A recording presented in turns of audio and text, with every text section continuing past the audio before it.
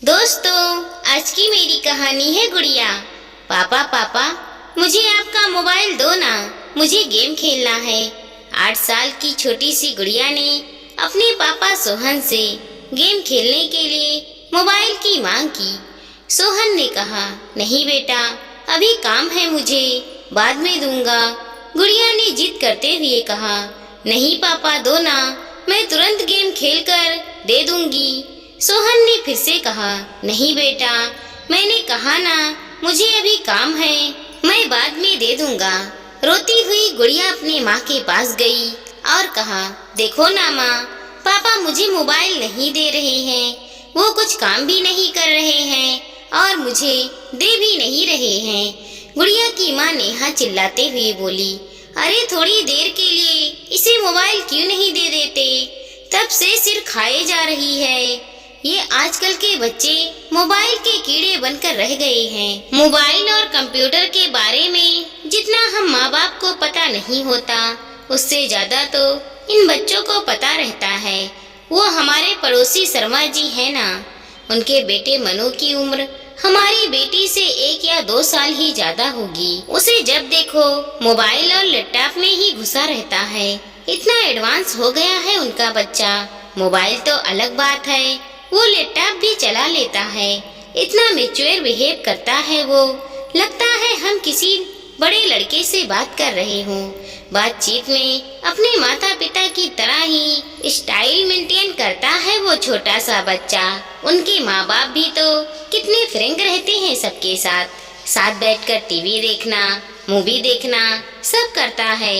इतने सारे गेम लाकर रख दिया है उसके पिता ने उसके लिए। पूरे घर में गेम की सीडी बिखरी पड़ी रहती है। ऊपर से मनु इतना स्मार्ट है कि वह खुद से ही इंटरनेट से गेम डाउनलोड कर लेता है।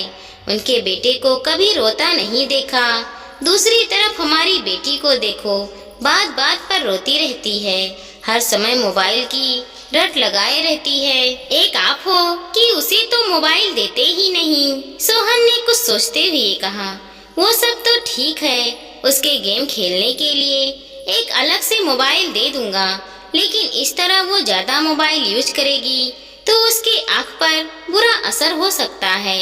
नेहा कुछ नहीं बोली तो सोहन ने कहा, मैं अभी किसी काम से बाहर जा रहा हूँ, लगभग 10 मिनट में आ जाऊंगा, फिर हम लोग सब मिलकर कहीं घूमने चलते हैं।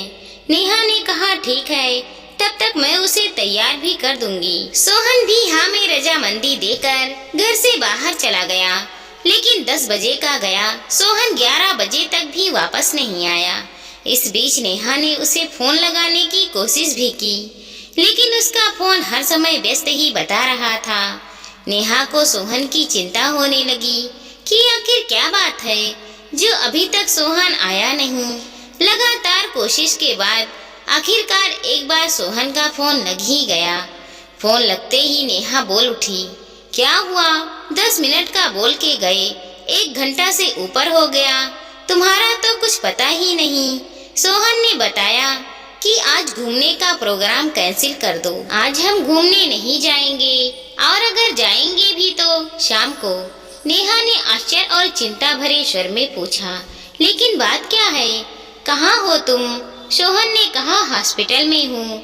नेहा चीख पड़ी, क्या हॉस्पिटल में, क्या हुआ तुम्हें?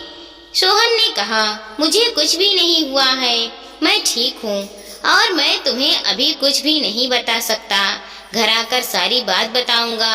लगभग शाम तक सोहन वापस आ गया। आते ही नेहा ने सवाल की झड़ी लगा दी, तुमने तो कहा था शाम को घूमने चलेंगे, ये टाइम भी निकल गया, अभी गुड़िया को कैसे समझाऊं? सुबह से सज धज कर तैयार बैठी है कि कब पापा आएंगे और वह हम सबके साथ घूमने जाएगी।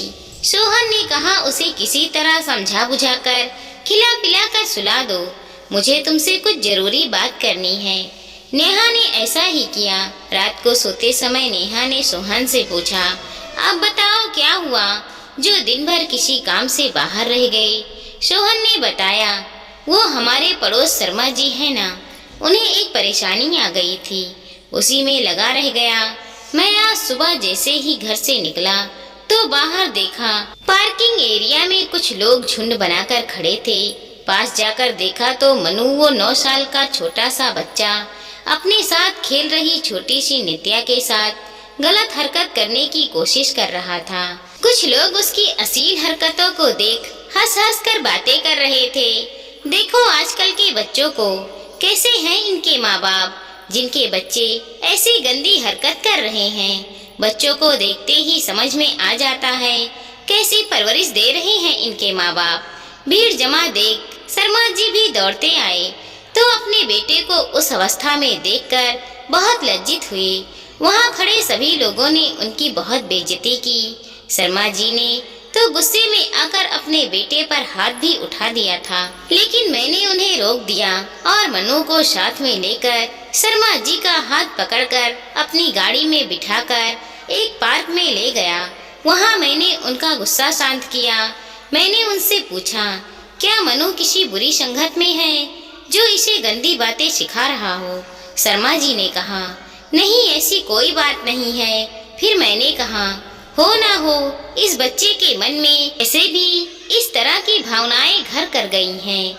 इसे फौरन किसी मानव चिकित्सा के पास लेकर जाना होगा जो उसकी काउंसलिंग कर पता लगा पाए कि इसके मन में ऐसी बातें कहां से आई। फिर मैं उन्हें एक मानव चिकित्सा के पास लेकर गया। काफी देर की काउंसलिंग के बाद उसने बताया, हम सभी बच्चे बिल्डिंग के नीचे पति पत्नी का खेल खेलते थे, जैसे मेरे मम्मी पापा खेलते हैं। मेरे पापा दूसरे शहर में काम करते हैं और हर शनिवार को आते हैं और रविवार की शाम को चले जाते हैं। जब तक पापा बाहर रहते हैं माँ बहुत ही प्यार से उनसे बात करती है और जब भी पापा आने वाले रहते हैं मेरी माँ मुझे जल्दी सुला देती है। मैं भी उनसे बहुत सारी बातें करना चाहता हूँ। सुबह पापा देर से जागते हैं और मेरे लिए उनके पास समय नहीं रहता। पापा के आने के पहले माँ के कमरे में एक सीडी रखी थी, जिसे देख मैंने सोचा ये मेरे गेम की सीडी है और उसे लैपटॉप में डालकर चेक किया। तभी माँ अचानक मुझे सुलाने आ गई। मैं भी सोचता था कि पापा के आने से पहले माँ मुझे जल्दी क्यों सुला देती है। फिर मैंने रात को सिर्फ सोने का बहाना किया और पापा के आते ही सब कुछ छिप कर देखा कि माँ उन्हें प्यार से गले लगाती है और उसके बाद वो कैसे खेलते हैं। मनु की ये सब बातें सुनकर मेरे और शर्मा जी के पसीने छूट गए। डॉक्टर ने उन्हें कुछ दवाइयाँ दे दी है और उसके साथ सलाह भी दे दी है कि तुरंत ही उसका ये माहौल बदल दे। उसके खेल खिलौने फौरन बदल दिए जाएं। उसे माँ बाप का भरपूर समय मिलना चाहिए। उसके सामने कभी भी उस बात की चर्चा ना हो। उन्हें फौरन ये जगह छोड़ना होगा ताकि समय के साथ साथ वह इस रवैये को भूल सके। डॉक्टर ने बताया, हम लोग बच्चों को अपने बीच की बाधा समझते हैं और किसी न किसी तरह उसे मोबाइल, लैपटॉप और इंटरनेट मुहैया कराकर उसे व्यस्त कर देते हैं ताकि हम अपना काम बिना किसी डिस्टर्ब के कर सकें। आजकल इंटरनेट पर बिना सर्च किए भी कुछ अश्लील तस्वीरें और बातें दिख जाती हैं जो बच्चों के कोमल मन पर बहुत बुरा असर छोड़ता है और आगे चलकर वो हमारे हाथ से बाहर हो जाते हैं। नेहा ये सब सुनकर सतब रह गई थी। सोहन ने आगे कहा, जब शर्मा जी ने घर आकर मनु के गेम की सीडी चेक की तो उसमें बाछी वीडियो वाली सीडी भी मिली। उसके साथ ही उसके मोबाइल में भी कई गलत साइट की हिस्ट्री थी और जानती हो उसने तो बहुत ही अश्लील ड्राइंग भी बनाया हुआ था।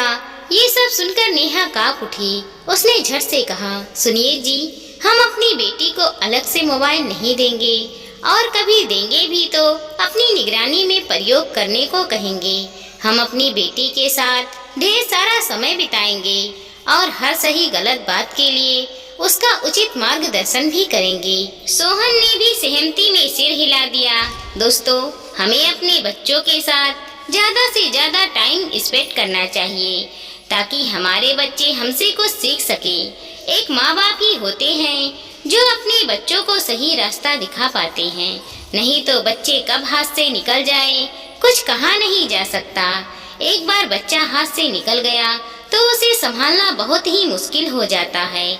इसीलिए अपने बच्चों को हमेशा निगरानी में रखें और उसे मोबाइल और लैपटॉप कम उम्र में कम ही दे तो अच्छा है। दोस्तों, हमारी इस छोटी सी कहानी को लाइक करें, शेयर करें और चैनल पर नए हैं तो सब्सक्राइब करें। साथ ही साथ मिलते हैं अगले वीडियो के साथ। तब तक के लिए धन्यवाद दोस्तों।